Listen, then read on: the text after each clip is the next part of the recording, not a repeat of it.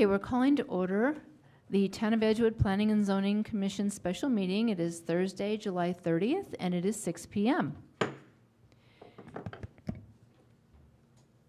And we would like to thank everyone that's in attendance in our audience for coming this evening. And we will have some public comment session. So we'll do roll call. I am Commissioner Williams. I am here. Commissioner West. Present. Commissioner Reeves. Present. Commissioner Rush. Here. Commissioner Hutchinson. Present.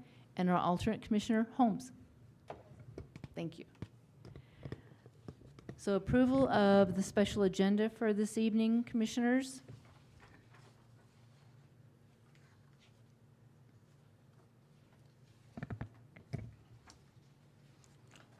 Madam Chair, Commissioner West. make a recommendation to approve tonight's agenda. Second. Okay, that was Commissioner Hutchinson second. I just want to clarify. Yes. Thank you. Okay, all in favor, please indicate by saying aye. Aye.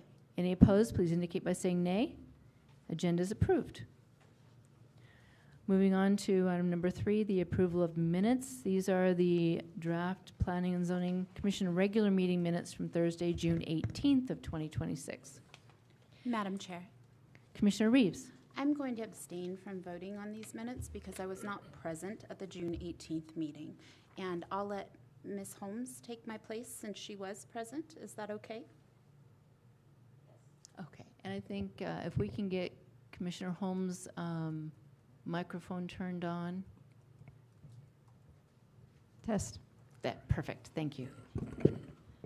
Madam Chair, I Commi- also was not present for that meeting, so I'll have to abstain from the approval of that agenda, meeting minutes. Thank you, Commissioner Hutchinson.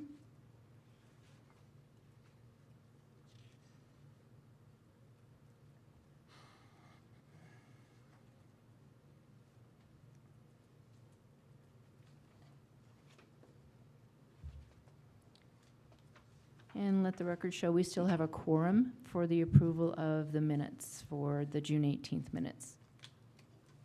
Madam Chair, Commissioner Rush.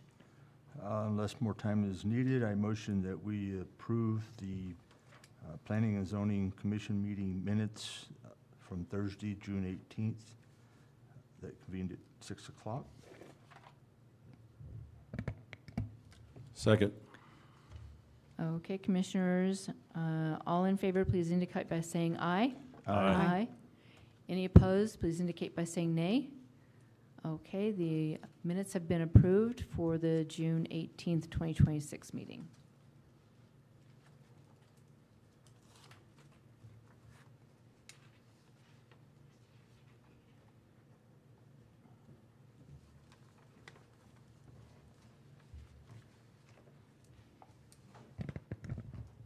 Madam Chair. Commissioner Rush. For review of the notice of decisions and findings of fact and conclusions of law, it's been a couple of months since we've done one of these, so if you would review our process and motions that are required, it would be helpful for me. So we want to acknowledge the finding of facts and conclusion of law. So we don't need a motion to approve, we need an acknowledgement from each of the commissioners. And the acknowledgement is that the finding of facts and conclusion of law is accurate based on our meeting and discussion, voting, and items that, if there were any items that were, I'm looking for the word here, requirements or conditions. Conditions is the word I'm looking for. Thank you, ma'am. And we'll do one at a time. Yes, yes. So, I kind of jumped the gun. I guess I kind of skipped general Yeah. public comments. yes.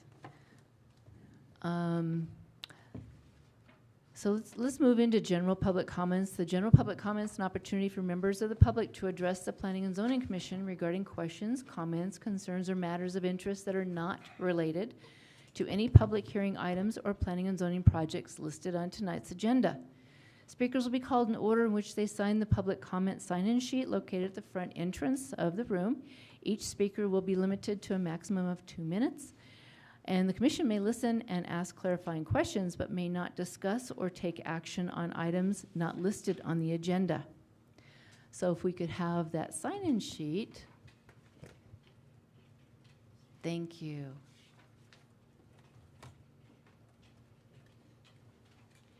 Okay, the first person we have is Catherine, and I believe is it Laguna?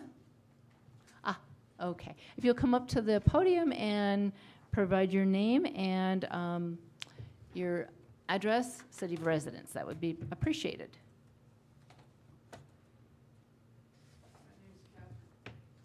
Oh, yeah. Check, check. My name's Catherine Laguna, and I live in Edgewood by address, but I am 20 feet from Edgewood proper. So I'm in unincorporated area of Edgewood, south Thank you. of the Santa Fe and Torrance County line. So, good evening, Chair Williams, commissioners, staff. I want to raise a gap in our fire protection rules. One that came up again at the July meeting and asked the commission to help close it. Our subdivision ordinance, section 9.t, says every subdivision must have adequate fire protection, but it never defines what that means. For hydrant placement, it points to the fire code we adopted, the 2015 fire code, under ordinance 2020-02. Here's the problem. We adopted appendices D, B, and D, but not appendix C, as Mr. Rush pointed out last time, and how far apart they can be. So the standard our ordinance relies on doesn't exist in our code. And it's worse for the many Edgewood properties with no water system at all. For those, hydrants aren't even possible, and our ordinance offers no alternative. So adequate fire protection ends up meaning whatever one official decides, case by case. And I want to say this with respect to the hard job you guys have. When a requirement isn't defined in our code, it isn't fair to ask the applicant to meet it. People can only comply with rules that actually exist. When the standard is missing, the person at the podium ends up debating a requirement that was never written down through no fault of their own. That gap is the town's to fix, not the applicants to absorb. We live in a high fire risk area. This is not the place to leave fire protection undefined. So I asked this commission to recommend 3 things. Adopt Appendix C, a real fire hydrant standard for water-served subdivisions, add a rural standard like the NFPA 1142 for properties without water, and set a response timeline for the fire department's review so projects don't stall. This protects the residents and gives applicants a clear and predictable path as well as guidance for you guys. Thank you. I stand for questions. Thank you. Thank you. Madam Chair, can I ask one question? Yes, sir. Your third item, I just want to make sure that I understood what you said. You said you requested that a time be specified for the fire department to respond. Did I catch that correctly? Yeah, set a response timeline for the fire department review. If you happen to review the transcript/meeting minutes from the last meeting, one of the applicants mentioned that when they went for their review, the fire marshal did not show. And so they're hung. So, Thank you, ma'am. thank you. Thank you. Cheryl Cheryl Hupperts, Edgewood, New Mexico. And again, thank you, commissioners, for your service.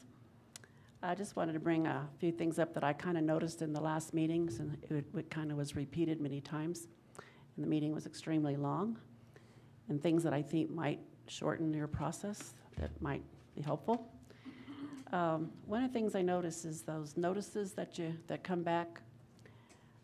You went through each person to make sure y'all got the notices. Well, it's in your packet. You were able to see whether you got the notices or not. It would be easy just to ask the staff for all the letters sent and sent out, and if they say yes, you would save yourself plenty of time of going through each one of you. That probably took 10 to 15 minutes to do that. Save you a little time, I believe. I don't know when that process started of doing that, but it wasn't in the past. And I got a couple things that Commissioner Russ and some of the questions that he asked, I've been trying to figure out. He had asked about the altitude on the survey plots, and then I went through I've been studying the subdivision ordinance pretty carefully because I'm working on one, obviously. But I can't find that in the ordinance, and I did a text search and can't find anything about the altitude. And a term you used, I think, on the Cowboy Church here tonight is benchmark heights. I don't know what that means. Anyway, I'd like some clarification on that, why that question's being asked. And if it's not in the ordinance, or maybe it's there and I'm not seeing it. And then she brought up about fire code enforcement. I got a little different take on that, not all the technical things Kathy gave you. I don't think that should be the applicant's responsibility to be running down the fire chief. That should be done in the TAC meeting in the town office. And a couple of the answers should just be, they're a matter of fact. We have Santa Fe County Fire Department. We know that they will respond in a fire. And then if you get on the city water system, for those people who have that, who are fortunate enough to be able to do that, the city water company tells you where to put the hydrants. So it doesn't seem like either of those are really, I don't think, your job, but I don't think for sure the applicant should be running and trying to get into the fire department. It just is, to me, that's not practical. And I'm not sure that the chief of the fire department wants to be bothered by this. That's just some questions I have. There is one thing that I think you should pay attention to, and this, I thought of a case that I got to hear some time ago. If there's a subdivision road that's going to a piece of property that somebody wants to subdivide, so it's not a town road, it's a private road. We had a situation some years ago where the fire truck tried to go down this private road that the town doesn't maintain, and their fire truck sunk to the axle. Now, that would be your responsibility, for sure. If you see that the subdivision road leading to this other subdivision is bad, it would be hard to approve that other subdivision because the fire truck can't get down that road. And in this case, we asked the applicant to fix the whole road if he wanted his application approved. But that would be something I think you should pay attention to if in the town office also. Another thing is, would be helpful if you did site visits, I believe. In this case, I was telling you about the road. We did a site visit. We came in, we called order, we went and looked at the road, and we could see it did not meet standard, and we were able to know what we were talking about because we saw the road. We do not have conversation in those visits, come back and continue with the meeting because we have to talk in front of the public. This is something I kind of think I was looking at on your finding and facts, like on the Cowboy Church, you have them on this drainage thing. I believe. So that is one that we ask in the public comments that we not discuss any of the items on tonight's agenda. Okay. Yeah. Anyway. Thank you. I appreciate that. Anyway, site visits would have been helpful. Let's just put it that way. Thank you, Cheryl. Madam Chair, Commissioner Rush. would it be appropriate, or would you desire me to provide the subdivision ordinance paragraphs that responds to the questions she asked? So we just cannot discuss or take action on items from the general public comment. I think that we can we can listen and ask clarifying questions.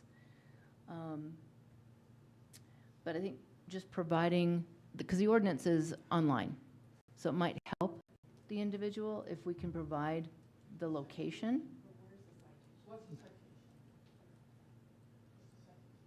The location of the ordinance or the Of the locate? ordinance, or- yeah. or- So let's go ahead and, because that's going to be more of a discussion, let's go ahead and have them work with the Planning and Zoning Department on that one. Okay, it- thank you. It is a little complicated, Yeah, but it's in the ordinance. yeah. So we'll have you work with the department directly on that. And we have Sharon Germont. Germont. Okay. Thank you. Thank you for letting me know how to pronounce your last name. I appreciate it. Okay, those were the only ones that signed up. Is there anyone else that has public comment? Okay, let the record show there was no other public comment. We'll close the public comment session of this agenda item. And we'll move on to item 5, which is findings of fact and conclusions of law. Madam Chair, Commissioner Reeves. before we move on to item 8, I would like to make a statement. Okay, Commissioner Reeves, you have the floor. I want to make it clear that my statement pertains only to item A on tonight's agenda. Sorry, I forgot my reading glasses. It's a problem. Becoming a problem. Look at you. All right, thank you so much. Subsequently to our prior meeting, I was approached by a constituent. This constituent is someone I see in passing in a medical professional setting. I did not know the constituent's last name prior to our last meeting. This constituent discussed some concerns with me. The application itself, and again, I am only referencing item A on tonight's agenda, was not discussed. I'll repeat that again. The application itself was not discussed. I referred the constituent to local Town of Edgewood officials. This conversation with the constituent had no bearing on the outcome of the application. And again, I'd like to make it clear that my vote happened prior to this conversation. I am disclosing this information out of an abundance of caution and on the advice of counsel. I do not feel that this affects my decisions that we are tasked with this evening. That's all I have to say. Thank you. Thank you, Commissioner Reeves. Thanks so much.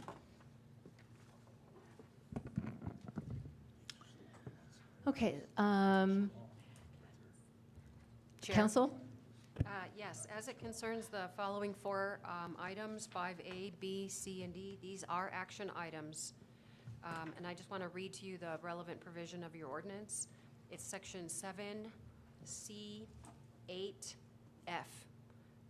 And it states that following a public hearing, which is what we had on the 16th, no decision of the planning and zoning decision becomes final until a set of written findings of fact and conclusions of law and recommended order are reviewed by the Planning and Zoning Commission and voted on for approval. So you will have to take, you should take a motion and a second on A, B, C, and D. Thank you. Okay? Thank you, council.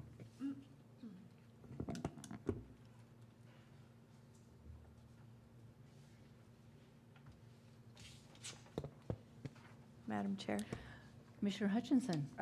I do have a question maybe for council and possibly some clarification for the rest of us. I know when a motion is, excuse me, when a motion is provided, it needs to be in the affirmative. And we did that on the last meeting for item 5A. However, the motion failed to be approved. So I'm wondering, and I'm curious, maybe you can help me define this, excuse me, is instead of saying in the notice of decision that the motion was denied, it was potentially a better way to say that is the motion failed by what the vote result is, which also resulted in the denial of the application. So I guess my question, if I could further clarify, is when you present a motion in the affirmative and it is not approved, should you also list in the decision that the motion was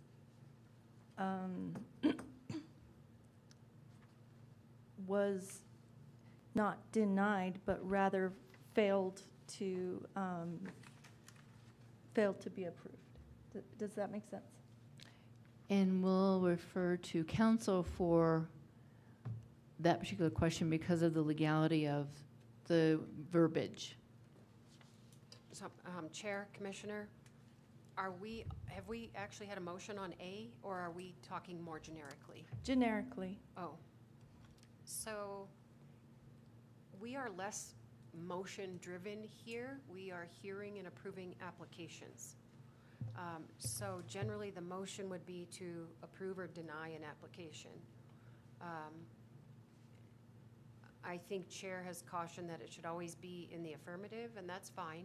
You can do it in the affirmative. So the motion could be to approve an application, then everyone votes no. But the practical effect for the conclusions of the findings of fact and conclusions of law is a denial of the application. So if you look through the motion or the findings and conclusions we have in today's agenda, you don't see the word motion in it. You know what I'm saying? Right. Yeah, so Right. there's no Okay. word motion. Okay. Thank you. So Madam Chair, Commissioner Rush. something that might be of additional value, if I recall correctly, and I'm going by my memory, once we voted, do you recall your statement after we voted? Did you not say the application is denied afterwards? Didn't you summarize the conclusion? I kind of seem to think that you did, but, and so, so that might help Commissioner Hutchison, if you in fact did say that.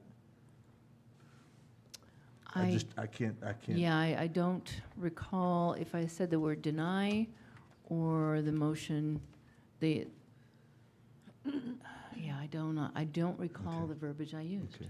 Well, it's clearly highlighted on the first page of one of our fact findings and facts and Mhm. conclusions of law, the word deny, which is kind of what sparked this question, because we had to do everything in the affirmative, it wasn't denied, it's just the motion failed.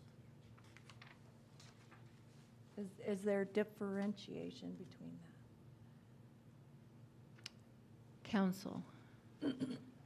Chair, the motion can be in the affirmative, and you have been practicing to make motions in the affirmative. But the practical application or the practical result of the vote was a denial of the application. So, I mean, I hope, I think all of us sitting here sort of understood that when you voted to deny the approval of the application, it was in fact a denial. Correct. I'm just trying to see, I always get a little confused when you have to do the motion in the affirmative, and then how does that translate to the facts and findings? Should that also be in the affirmative, even if it was a denial? How would you do that? Oh. Maybe I'm just making a big deal out of nothing, but I just want to make sure, words are important, and make sure that there's no room for error on that. No, I agree, but and maybe Chair can clarify that if the motion to approve fails, the application is denied. Yes. And that Okay. might be a way to Maybe get that's around the- this. Yeah, I agree. I kind of like that. Thank you.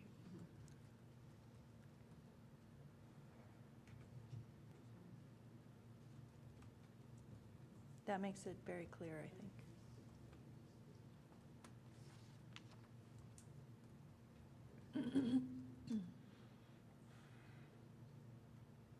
I'm just making some notes, Commissioners, on that.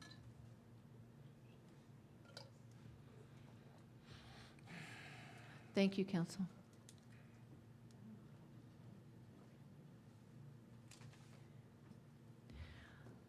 Okay, so let's have staff go ahead and introduce item number A under finding of facts and conclusion of law. Yes, Madam Chair. A is 103 East Venus Road, Edgewood, New Mexico, 87015.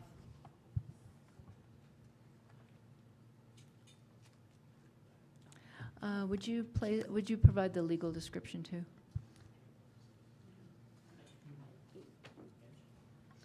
Yes, Madam Chair. Legal description is Township 10 North, Range 7 East, Section 11, parcel number 91003059. And the applicant or agent or owner? Absolutely, yes, Thank Madam you. Chair. The BSN Santa Fe Enterprises, Inc., doing business as East Mountain Survey as agent, and Fernando Telly as owner. Thank you. Madam Chair, Commissioner Rush? may I ask Interim Manager Elise a question? Certainly. Interim Manager Elise, the notice of decision documents that were provided to us tonight, are those the same as Nan Winters emailed on the 29th at 11 o'clock? This is one and the same? Yes, Commissioner Rush. Thank you, ma'am.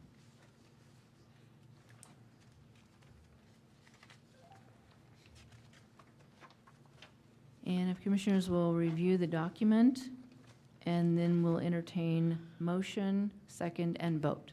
Madam Chair, Commissioner Hutchinson? I have a question for Ms. Taylor as well. There, in the one that you just read, the 103 Venus, there are what appears to be in the package 2 pages which are both the same first page, is that correct? That is correct. Okay, was there a reason for that, or just, There was a misfeed Oh, in, okay, yeah, okay, in okay. in PDFing Okay. for the commission. got it, thank you, thank you. And I can verify that the actual document that I have for signature, if motion and second and vote is approved, does only contain one Okay. first, yeah, I the just first wanted page to is see not if there was a duplicated, yeah. reason for Yeah. that. It's printer problems. Okay, thank you. Yes, Commissioner, sorry about that.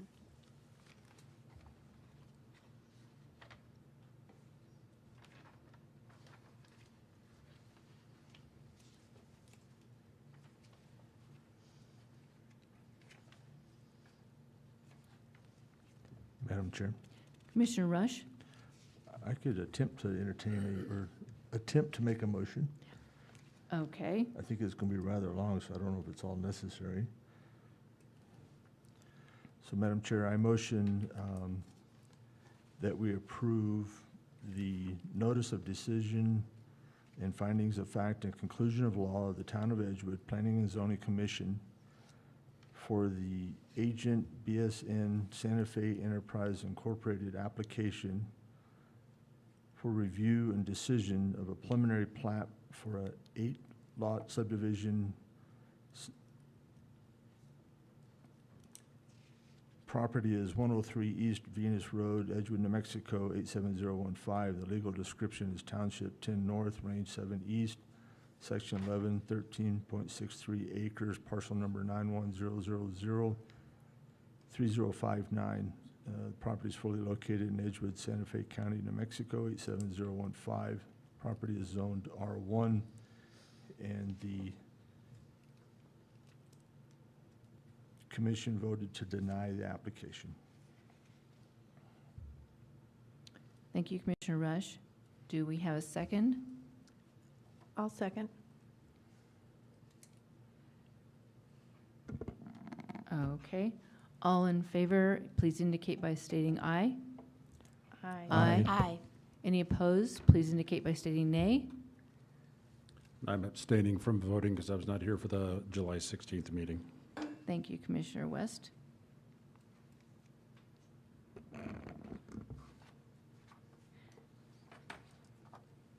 Let the record show that the notice of decision, finding of facts, and conclusion of law, which is item number 5A on tonight's agenda, has been approved.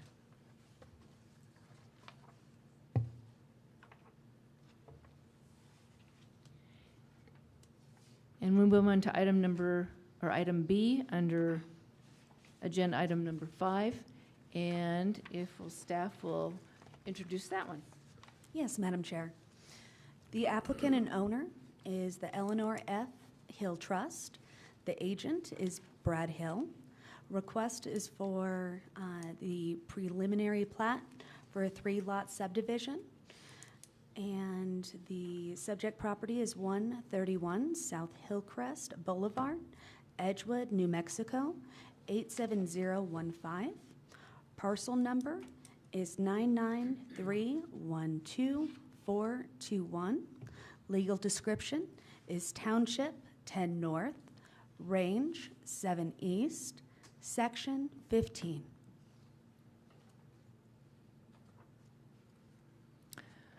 Thank you. And commissioners, please review the document. And when ready, we'll entertain a motion. Madam Chair, Commissioner Hutchinson, yes. I believe one of the conditions, and I could be missing it, but one of the conditions for this findings of fact was to be that they provided the master plan documentation with this, but I don't see it as part of the condition.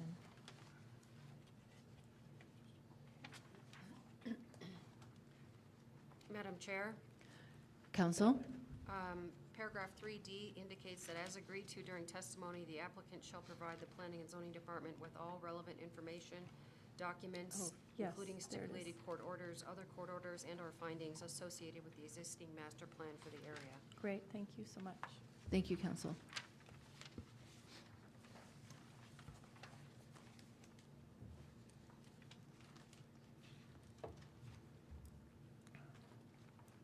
Madam Chair, Commissioner Rush? I make a motion that we approve the notice of decision and findings of fact and conclusion of law of the Town of Edgewood Planning and Zoning Commission for agenda item 5B, which was the application requested by agent Brad Hill for owner Eleanor Hill Trust for a preliminary plat for 3-lot subdivision. The property was 131 South Hillcrest Boulevard. Legal description was Township 10 North, Range 7 East, Section 15 is 4.064 acres, parcel number 99312421. The property is fully located in Edgewood, Santa Fe County, New Mexico, 87015. Is zoned master plan along with the conditions that are contained within the document. I'll second. Thank you, Commissioners. All in favor, please indicate by stating aye. Any opposed, please indicate by saying nay. Madam Chair, I'll abstain from this as well for the same reason. Thank you, Commissioner West. Motion's passed.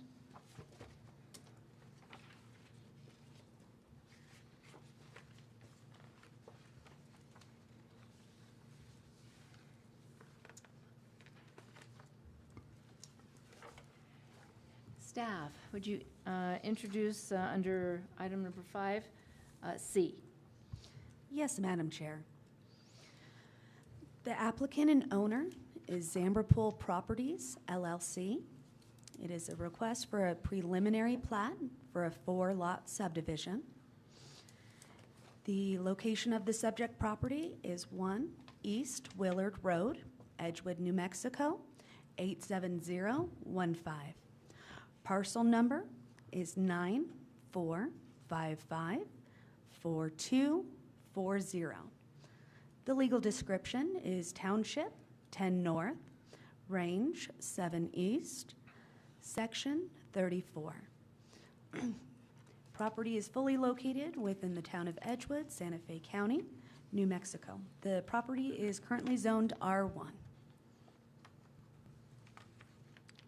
And I may not have caught it. Did you indicate the parcel number?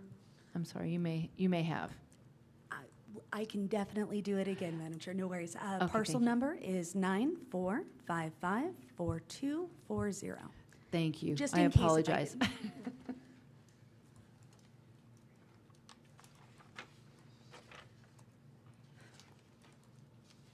Okay. And Commissioners, upon review of the document, will entertain a motion. Madam Chair, Commissioner Rush? I motion we approve the notice of decision and findings of facts and conclusion of law of the Town of Edgewood Planning and Zoning Commission and its included conditions for the Zamberpool Properties LLC application as applicant and owner.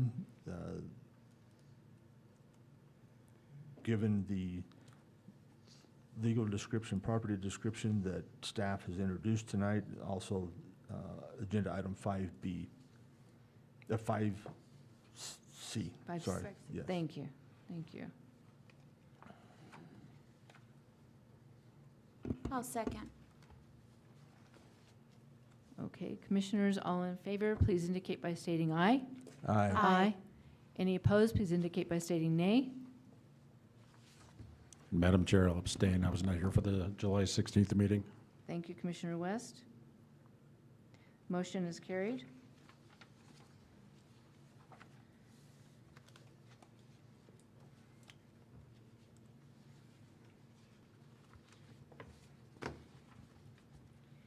And staff, if you'll introduce under agenda item 5D. Yes, Madam Chair. The applicant and owner is the East Mountain Cowboy Church. Agent is Odin and Associates Incorporated. Request is for a preliminary/final plat for an 8-lot subdivision. The location of the subject property is 1 Riverview Road, Edgewood, New Mexico, 87015. Parcel number is 9100009028. The legal description is Township 10 North, Range 7 East, Section 36, Tract A1. The property is fully located within the town of Edgewood, Santa Fe County, New Mexico. The property is currently zoned C2. Thank you, staff. And Commissioners, upon reviewing the document, will entertain a motion. Madam Chair, Commissioner Rush?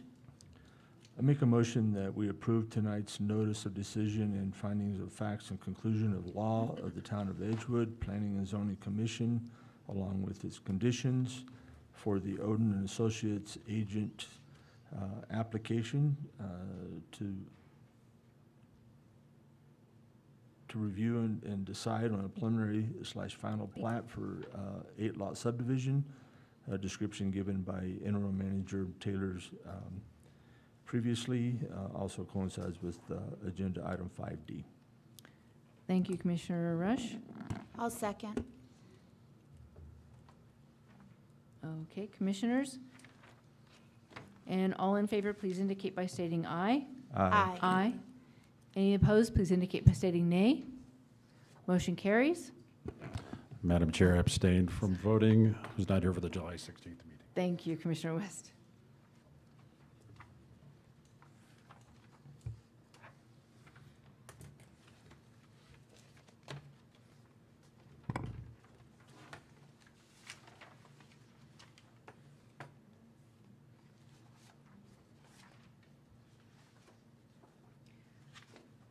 Moving on to item number 6, matters from the commissioners.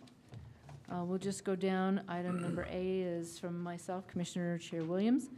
I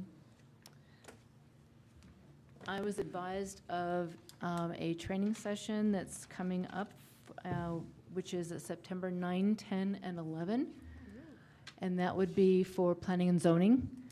And so if commissioners can check their calendars, I know that Commissioner Holmes has not had the opportunity to attend, and Commissioner Hutchinson has not had an opportunity to attend.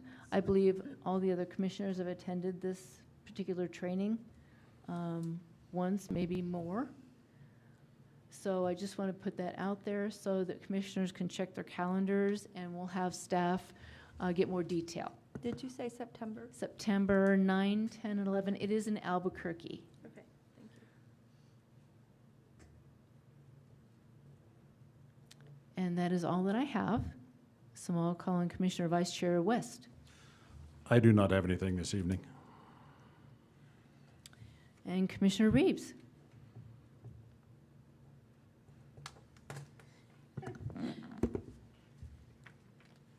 I don't have anything.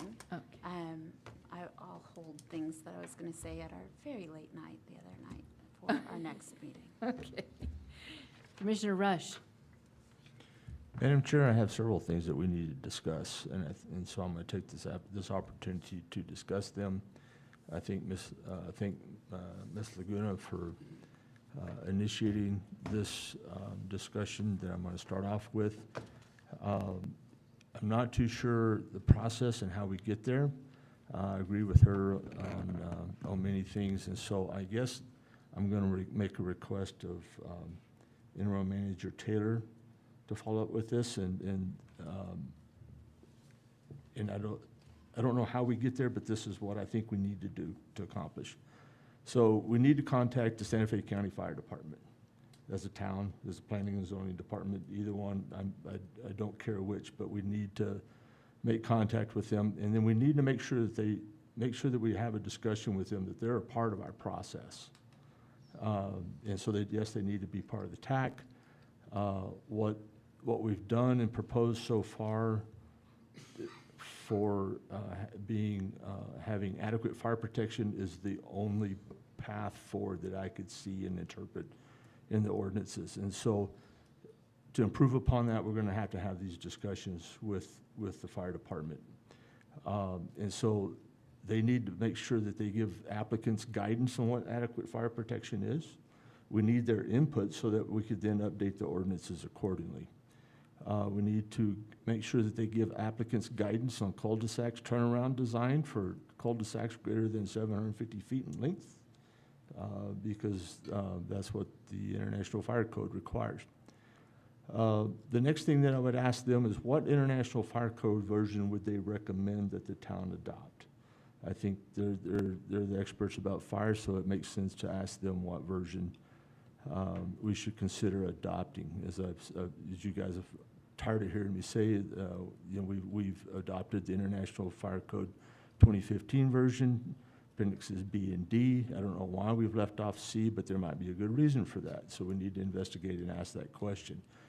The latest version of the International Fire Code is version 2024, and they update it every 3 years. And I'm not advocating that we actually adopt the 2024 version or even wait for the 2027 version. I think that's the reason why it's wise to ask an expert that knows. Because from what I can tell, when they come out with a version, there's tools that come out with it that get developed. And so there might be an older version we might be interested in. But those are the things that I think the only place I know to start to try to resolve this issue is with that conversation with the fire department. I'm also going to take an opportunity, given this time, to say something real quick about heights.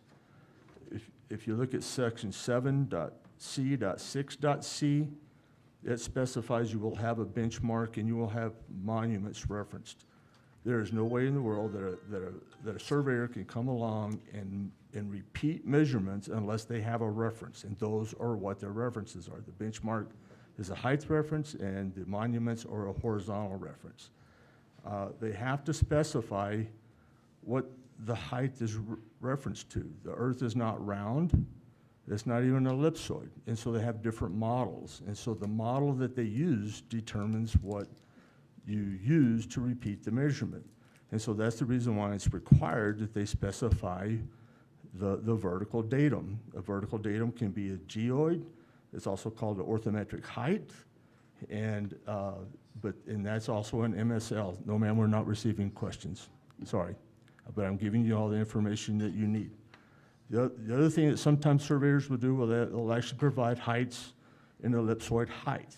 That's the technical term for that's where they just show up with the GPS and make those heights. Ordinance. So if you look at the ordinance 7.c.6.j, it specifies you will have ground heights and you will have contour lines, and it actually specifies what the vertical datum is. And the vertical datum is, it specifies mean sea level, which is the same thing. That's an orthometric height, that's the geoid height, and that's the same thing as NADD 88. So that's all the information I can give you and take the time to give you. So read those ordinances and go from there, and that's our best we can do at this time. Chair? So I'm going to, Chair? no, ma'am. I'm sorry, yeah, this is we're not appropriate. taking questions at this time. I do appreciate. Again, you can get with our planning and zoning department for more information. So the third thing I wanted to talk about tonight is wellhead overlay protection areas. Our zoning ordinance specifies those. I find conflicting information. I volunteered as a planning and zoning manager and I voted for this town to become a town because we have to manage growth. And what the number one thing for me is managing our water. I don't want people peeing in our water, so therefore I want to be able to manage it so our septic tanks aren't contaminating our water. And so that to me is when we have the opportunity to specify a wellhead protection area. You've heard me and seen me. I'm very adamant trying to get that stuff documented so we don't inadvertently contaminate our water. And so there has to be an application provided to the governing body to actually have a wellhead overlay protection zone done. And so the town manager can do that, the planning and zoning staff can do that, we as a body can do that. I don't know what that application is. And so we can put in the application, the governing body approves it in a resolution, and this is all specified in section 25 of the zoning ordinance. Where I'm confused is, and so that I'm asking for Ms. Winter, if she may have had an opportunity to look and see if she can clarify. There's I think it's section 25, I'm trying to find the document and I've lost it. Section 25, 25.1.d.1, and I'm going to read it. It says, a wellhead protection overlay zone shall be delineated as a geographic area within a 1,000-foot radius around each public water supply source, as recommended and defined by the New Mexico Environmental Department and the State Wellhead Protection Program. So this seems contradictory to me than what it says earlier in the document that the resolution by the governing body defines the overlay. And so, Ms. Winter, have you had an opportunity to see if there's a clarification in what, if we do an overlay, what what's the dimension of the overlay? Madam Chair, Commissioner, so I am not, I mean, I'm familiar with where this is and what it says, but I have not had a chance to dig in and answer that question.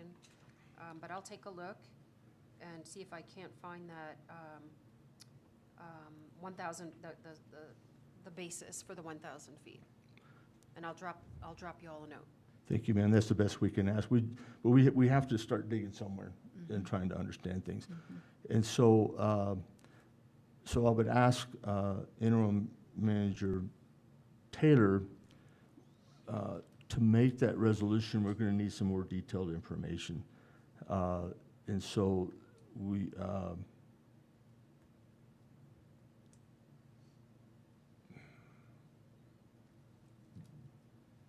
and maybe I should stop that discussion at that point. Thank you. I've got a couple more items.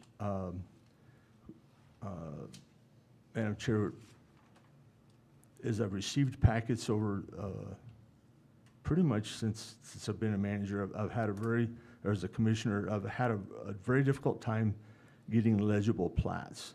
And I don't know what the source of that is, but I would like to raise the issue that when we get an electronic copy that has a plat in it, we need to have it's an absolute requirement that we have legible plats. And I don't, and I'm not making any accusations, but I want to try to find some emphasis. I don't know if the machinery is an issue or we need to have the machinery, you know, copy machines recalibrated or serviced or, you know, whatever we need, but it's a must that we have legible plats.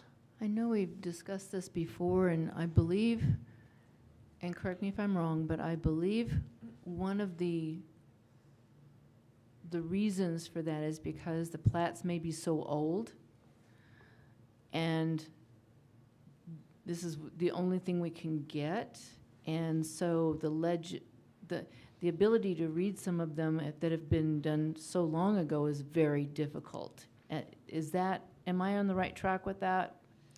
Yes, Madam Chair, and most of the plats were even before the time that I was hired from before, so I inherited it. Yeah, and I think some of the plats that the applicants are submitting in certain cases are very, they've been copied so many times or something. And so then we've asked for the originals, which are, I believe, with Santa Fe County. Correct, ma'am. And that, okay. So I think some of it we can rectify. We may not be able to always have. And I know we wanted the applicant to submit legible plats. If they don't have the original goes to Santa Fe County.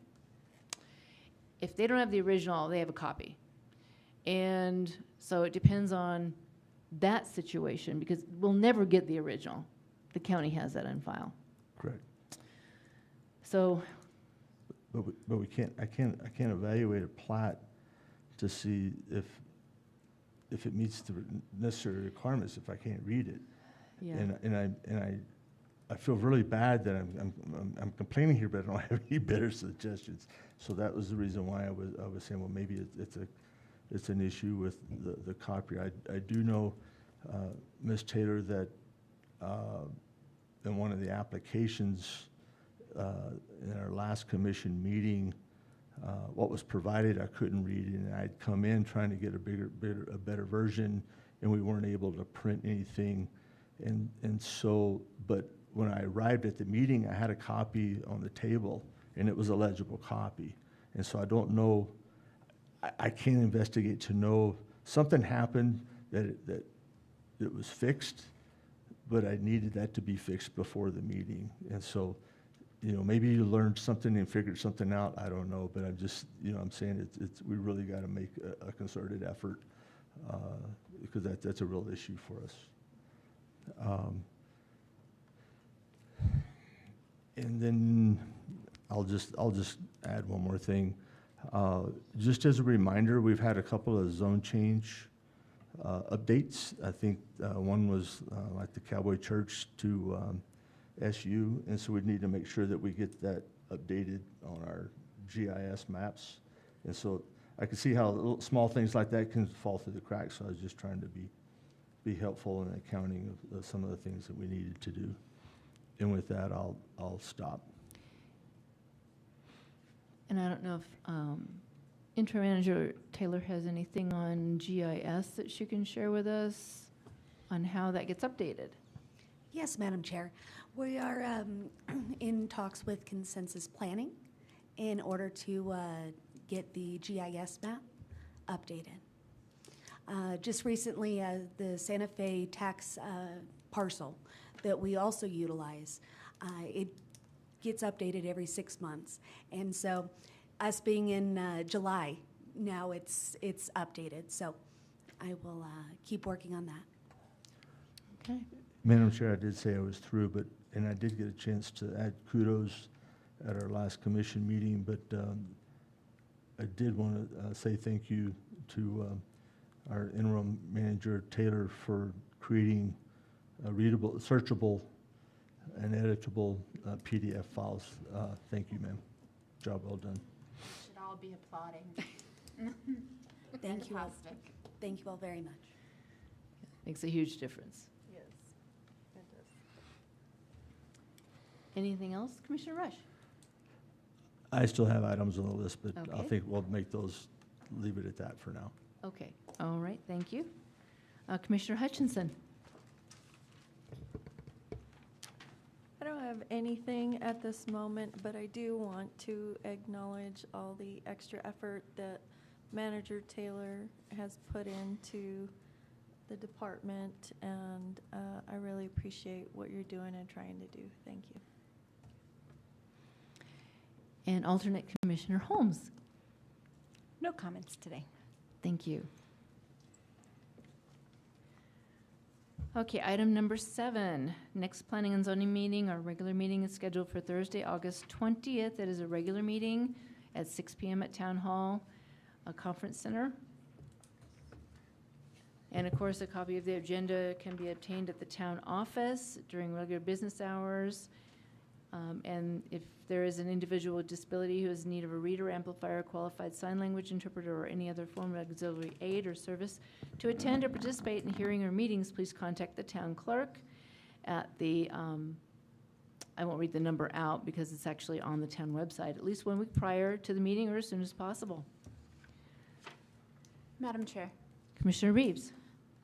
Acting Manager Taylor, as soon as you have a agenda for that training that our chair referenced, I would really love to see that so I can see what is planned, because I know lots of different things can be covered in those trainings, and I hope to be able to attend at least one day since it's so close. So please email me as soon as you have it. Madam Chair, Commissioner Rush. might ask contractor Mr. Williams, is he going to teach that class? That's a great question. And I want to make sure that I clarify that there is no relation between contracted Commissioner Williams, or, I'm sorry, contracted Brennan Williams and myself, just because our last names are the same. There is no relation there. I just want to make that clear. I thought about that earlier today.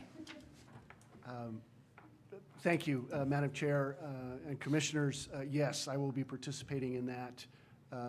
This is hosted by the New Mexico League of Zoning Officials, which is a subsection of the Municipal League. And they start on Wednesday afternoon. They conclude on Friday at about lunchtime. But for this upcoming session in September, the full day, Thursday, will be focused on planning commission duties, being a responsible planning commissioner, the roles and the responsibilities. It's a full day's worth of training specific to P&Z commissioners. Thank you, Mr. Brennan, or Mr. Williams, Mr. Brennan Williams. Sorry, So, Mr. not even late. I'm having a problem.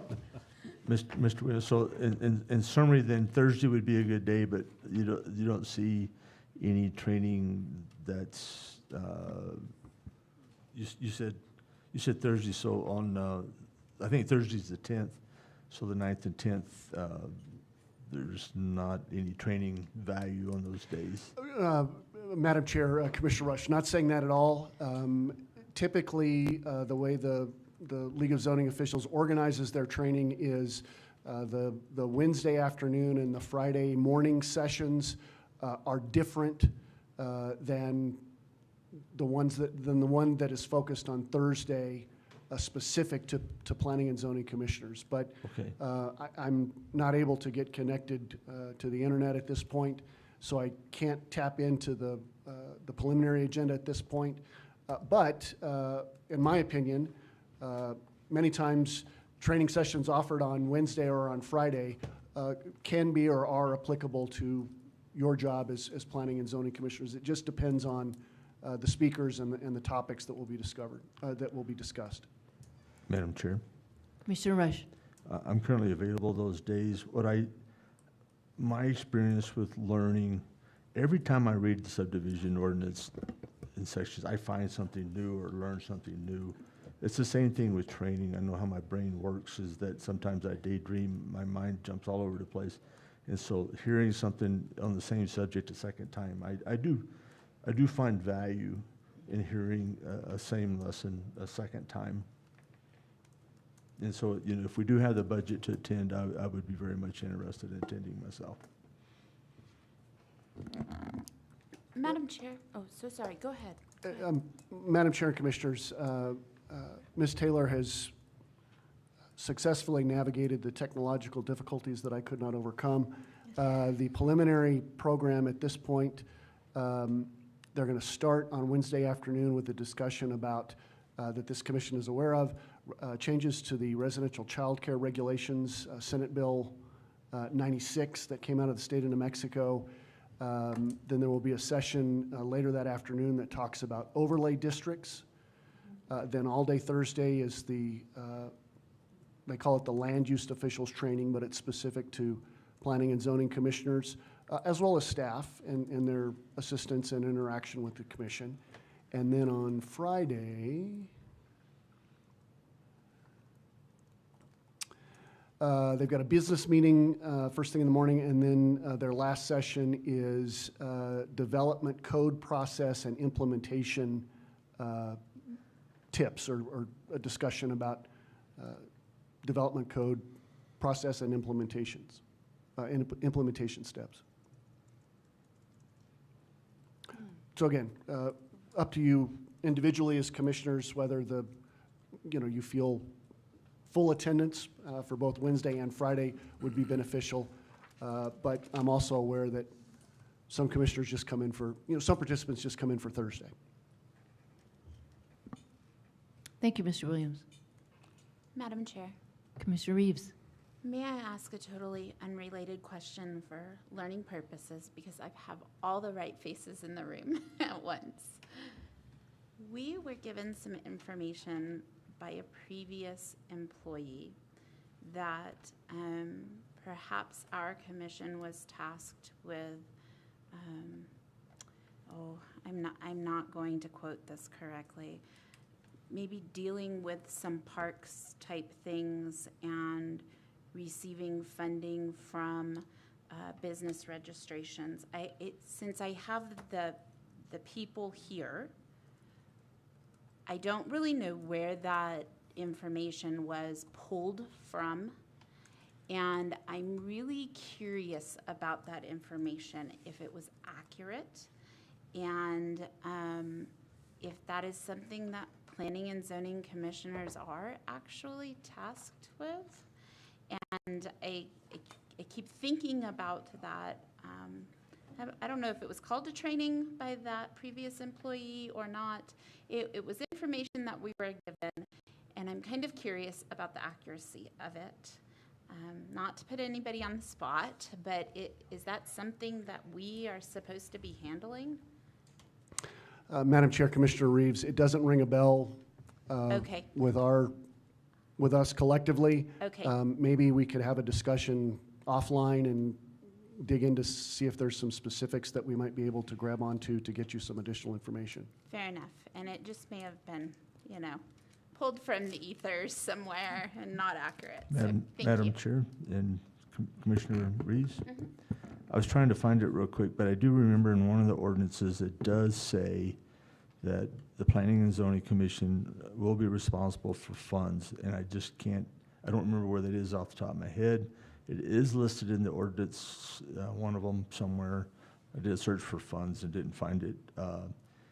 I've asked about it in the past, and I didn't get anywhere with it, and so it's a very legitimate question, and it is in the ordinances. It's something we can discuss at another time, but it's just something I'm curious about since the information was presented to us.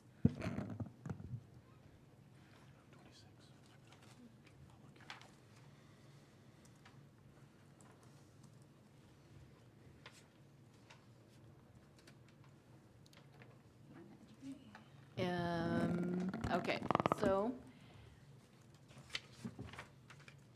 any other items, commissioners? Well, one last call for the items from commissioners. Okay. Motion to adjourn, Madam Chair, make a motion to adjourn. and second. Second. All in favor, please indicate by stating aye. Aye.